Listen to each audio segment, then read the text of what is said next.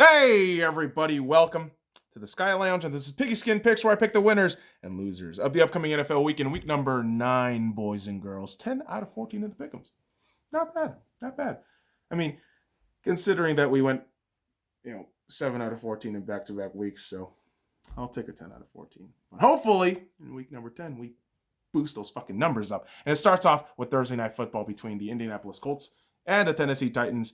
And I was kind of surprised that the Colts here are favored at -1, but I don't think that's going to be the case. I think the Titans win this game, cover the +1 spread, and this game goes over at 48.5. Now, I don't think the Colts defense is bad. I don't think their offense is horrible. I mean, their O-line is immaculate. But it's Phil and Rivers. It always has been Phil and Rivers. That's the fucking shit whirlpool in that team. And my God, it will just go as far as Phil and Rivers will be able to throw the fucking football. And lately, it's not that far. And so for me, as much as I think the Colts are going to make this competitive, ultimately the winner is going to be the Titans. They're a much better team, at least on paper, by all optics. I mean, their defense, I do shit on all the time because of their rather inconsistent play week in, week out. But they can show up in a fucking rival game, right? I mean, most of these teams do in rival situations. And, man, this Titans offense, man, it's been rolling. I mean, A.J. Brown is a fucking stud. Derrick Henry is probably going to rush for over 150 yards because that's just what he does. And Ryan Tannehill, low-key having a really solid season, but no one really talking about it because he's not a name-brand quarterback. But all those things combined, I think the Titans are a much better team, and I think they grab a win here on Thursday Night Football, which will be kicking off in a couple of hours. So we'll see if I'm right or wrong almost immediately.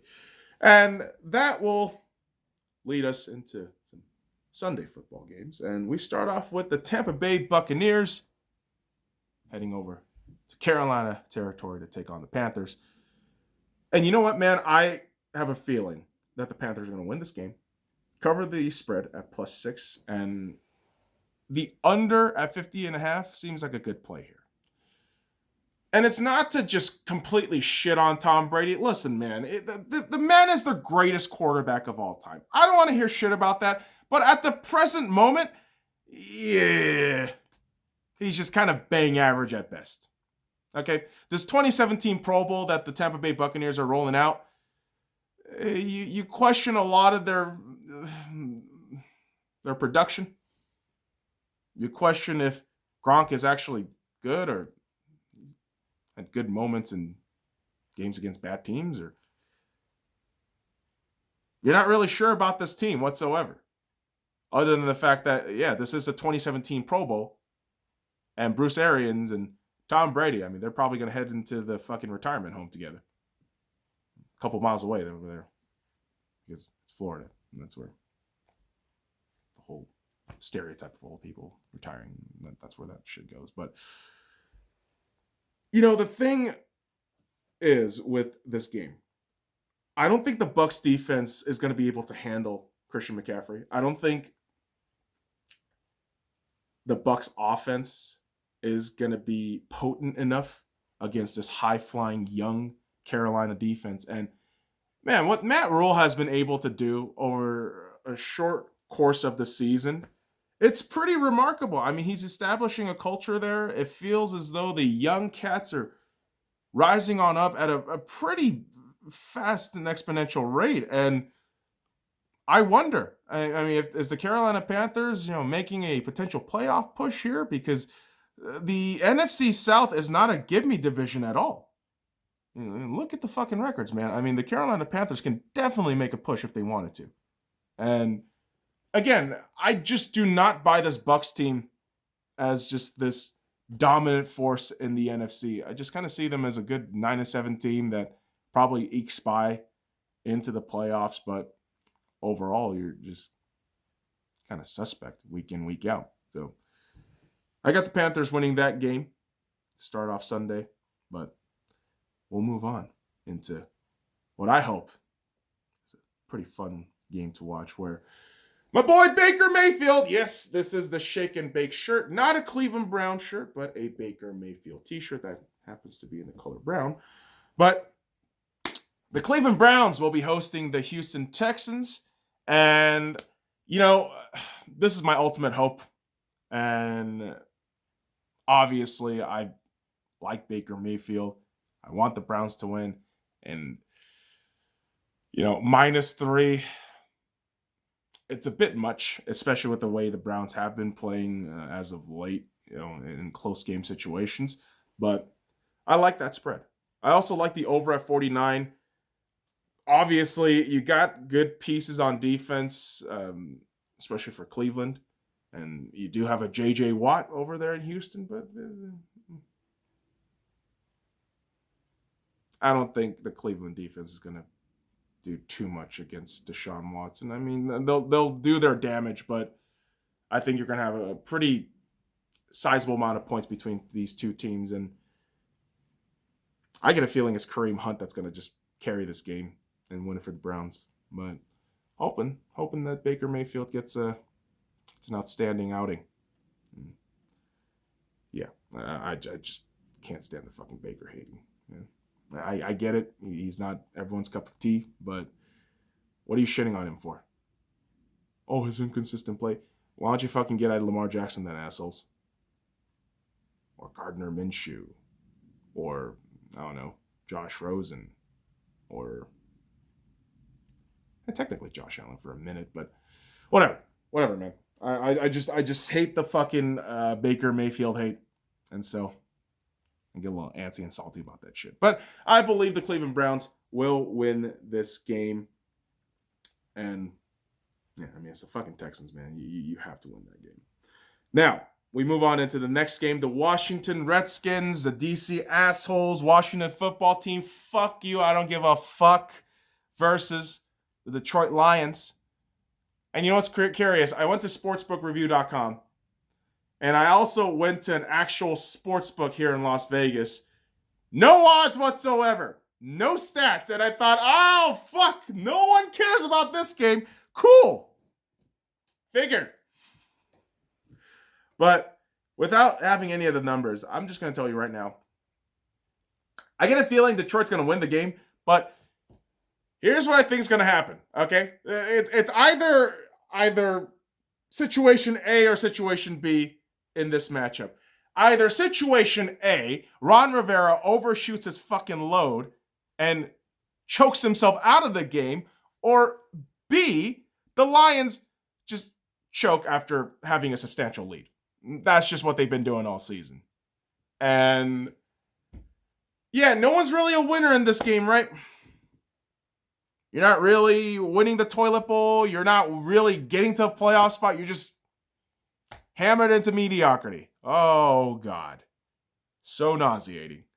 But that's a lot in lies with the Lions. That's what happens when you have Matt Patricia as your fucking head coach. What the hell is wrong with your ownership, man? Hey, what in the actual fuck is wrong with the Lions ownership? Can you figure something out, like hire the right people? Is that too hard? Yeah, apparently that is too hard if you're a Detroit Lions organization. Over half a century of that shit? Fuck the Lions, dude. I respect the fans, okay? And respect, I mean, I sympathize with your sorrows, I guess. I don't fucking know, but oh my God, this organization pisses me off. It does. And so does the Redskins, but that's a whole other fucking thing that we can get into another time. But I don't really want to talk about that game. Just disgusting. I'm pretty much for betting purposes, you're gonna roll over there on Sunday, sportsbook and see what's going on. But yeah, no, not worth the time, not worth my effort. But what is a curious time coming up on Sunday is going to be the Green Bay Packers hosting the Jacksonville Jaguars. And yeah, no shit, the Packers are going to win. But, what if I told you, I'm going to go balls deep here. And yeah, you might call it the Packers hating and saltiness, but Jacksonville at plus 13. Not bad. Not bad, all things considered. And over 50. Not bad. Not bad. I'll take that. I'll take that. Why? I guess Jacksonville's not that terrible on the defensive side, at least. It's just that offense is super suspect, and Doug Marrone sucks. But, man, the Packers, dude, you're not the best team in the NFL, let alone the NFC. I feel like the Packers have a very similar vibe to the Steelers, where they play down to their competition and underperform vastly relative to expectations. And so I get a feeling that the Jacksonville Jaguars can cover the spread, but of course you're going to have a pissed off, passive-aggressive Aaron Rodgers throwing bombs. Oh, I'm the best. All right, dude. You're the best, right? And if you lose, the referees are an assholes. Yeah. Fuck you, dude. But yeah, Packers win. Why don't you show more enthusiasm? I don't like the fucking Packers. Okay. And all fucking season long, man, all I'm hearing is, oh, this is the greatest team. Dude, you haven't proven shit. But the Seahawks, I never said the Seahawks were a great team. I never said, oh, they're outright Super Bowl winners. Did I, you fucking moron? Holy fuck. It's the problem with rabid fan bases that doesn't use logic or stats or common sense. And I know the Seahawks clearly have a good chunk of those in their fan base too. I get that. Every fan base does. But my God, man. It's always the most prolific teams. It's the most historical teams and their fan bases that are the most fucking toxic and annoying. And yeah, Green Bay, oh boy, you are on the fucking top of the list. Most obnoxious motherfuckers out there. Holy shit, dude. I respect individual fans. I mean, if I get to talk to them and hang out with them and chill with them, I got Packers friends. But, yo, your fandom is toxic as fuck. That's all I can tell you. You're being a salty bitch. Do you not know who I am, motherfucker? At this point, if you're watching this shit and you haven't figured it out, oh my God. Get out of here. Go to London and join Sherlock Holmes and figure shit out, you fucking genius. My God. But speaking of geniuses, we got to talk about good old Doug Peterson and what he's doing with the fucking Philadelphia Eagles, as they will be taking on the New York Giants in the Meadowlands in New Jersey. And holy shit, this division is the worst. The NFC East just sucks, man. What do you want me to say? Oh, the Eagles are going to win. No fucking shit the Eagles are going to win. They're going to cover the -3 spread. And the fucking game is going to go under 44 because no one knows how to play a fucking football game in this goddamn division. Except if your name's the Cowboys and you're going against the Steelers, and then all of a sudden you know how to play football. Man, this NFC East just it's disgusting. It's gross. And you know the goddamn Eagles are going to be division winners at 6-9-1. And I can't wait. I mean, first of all, 69. But a division winner with the top. Sub 500. I can't wait for that shit. I mean, listen, I know there are salty ass fans out there like, oh, my team can't play the playoffs. This bullshit. Why can't the fucking erase the NFC East? Shut up, dude. This is how this shit works. This is how the NFL is set up. This is how TV contracts are set up. Like, shut the fuck up. Tough titties. Yeah, Doug Peterson sucks ass. Howie Roseman should not even be in a fucking job right now. But here the Eagles go. Potentially going to win the NFC East at sub 500. But the Seahawks did that. I know they did, motherfucker!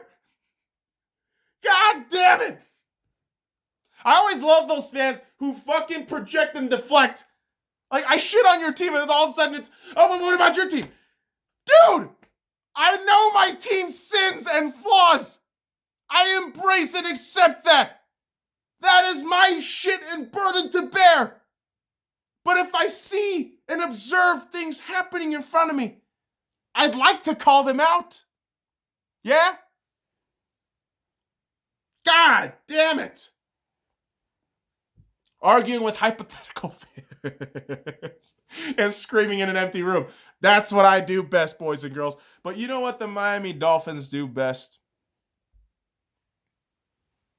I don't really know what they do best, but Tua Tagovailoa, he's actually doing his best. I apologize for kind of an awkward segue there, but I really haven't to lead into that shit after a very angry boy coming out there. But the LA Chargers will be heading on over to Miami, and the Dolphins will be hosting these loser Chargers.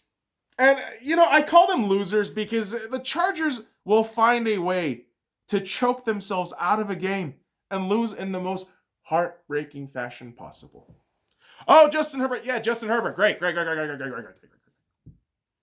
Anthony Lynn might not be the best head coach for you. Your defense is dead. And that's about it. I mean, it's a good thing that you're not playing in your home stadium, and obviously California has a whole fucking restriction bullshit. Oh, yikes. But you're heading into a stadium with real fans. Well, I know you're used to they're not your fans, but I think Miami's going to beat the fucking tar out of this Chargers team. And yeah, Tua is just amazing. I don't really know what else to say about Tua, man. I think he has the swag. I think he has the humility. He has the game. And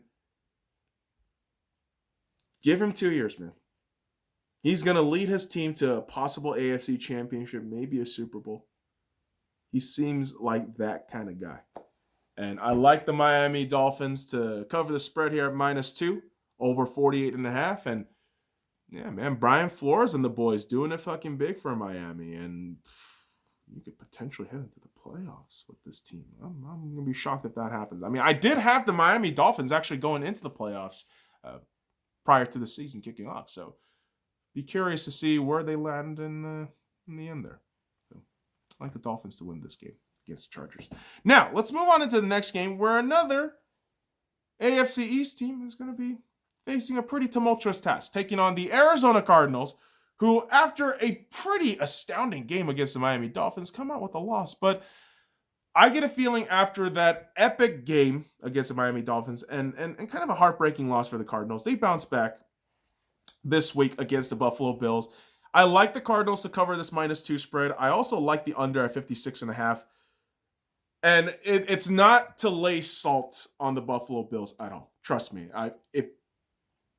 If I'm being a bitch, I'll call myself out, okay? But the reality is this. They beat the shit out of the Seahawks, who honestly had no business keeping the game close at 10 points at the end. But, man, against an actual formidable defense, I don't know how Josh Allen's going to do. I don't. I really don't. I know the Bills' defense is going to do everything in their power to get at Kyler Murray, but Kyler and DeAndre, man, I think they are going to do some magical shit, and Kyler has been spectacular too. I mean, him and Tua, I swear to God, man, the NFL has to figure out a way to get these guys against each other every year. I mean, Tua and Kyler, that's the battle we want to see. I mean, we saw it last week, and, Kyler has that magic. I mean, so does Tua. But, yeah, Kyler absolutely has that magic. In his second year, he's just ripping defense as a new asshole. So you got the second asshole on top of the other asshole and making an 8. So he just tongues that shit right out and blasts footballs in there. Kyler Murray, stud. And, yeah, even as a Seahawks fan, I just like good quarterbacks. I do. I might not like the Cardinals, but I respect and I like Kyler Murray, so good on him. And hopefully he gets the win against the Bills. I know it doesn't really help out the Seahawks cause, but I like to be right. Especially with the pick'ems. It's not about the motions, man. It's about the fucking logic here, okay? Not about, my team's lost, I'm going to feel bad. No, man. It's about being right. And hopefully I'm right about that pick. Hopefully we're right about the next pick, where the Las Vegas Raiders will be hosting the Denver Broncos in Allegiant Stadium here in Las Vegas.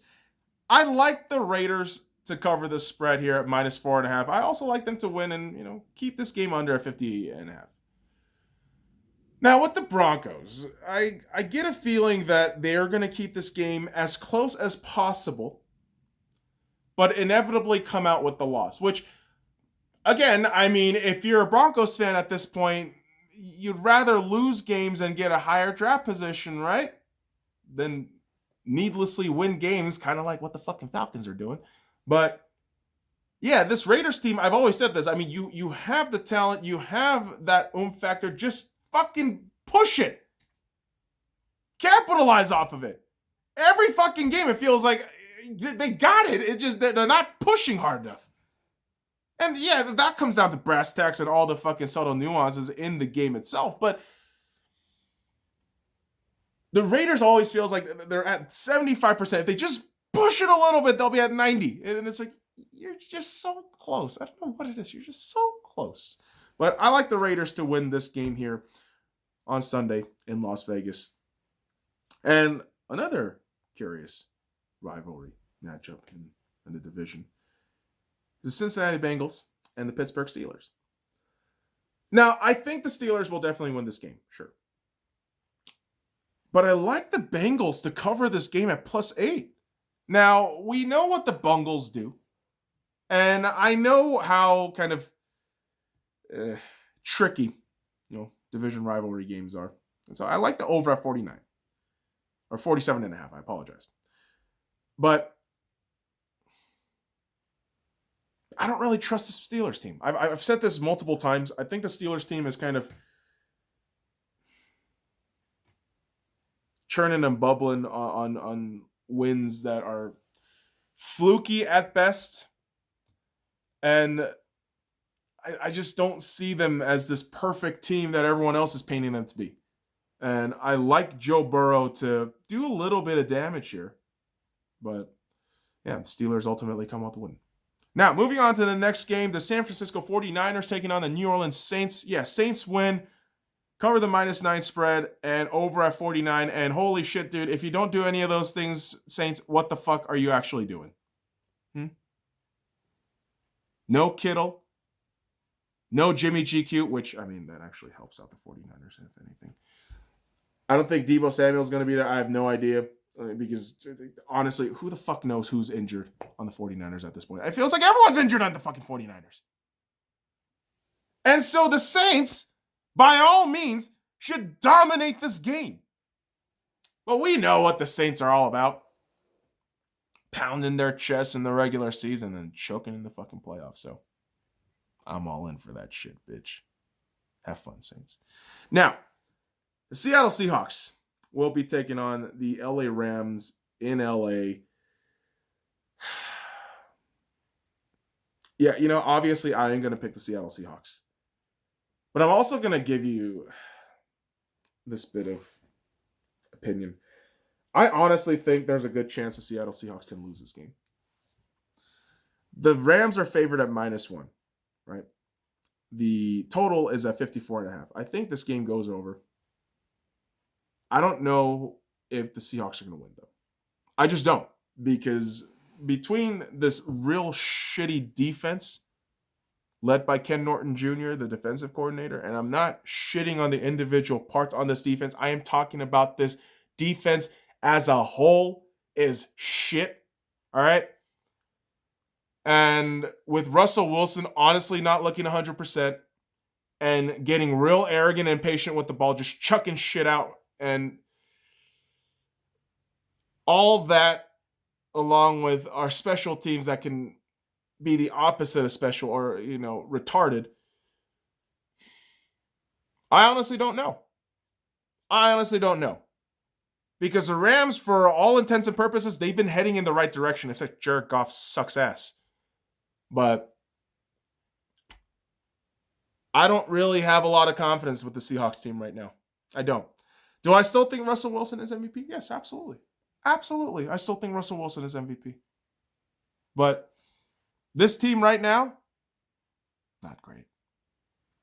Hopefully they figure it out, dust themselves off, and grab a win here on Sunday. But I wouldn't be surprised if they lose to the Rams. I mean, there's always a rivalry game in season for the Seattle Seahawks that they lose, pretty drastically.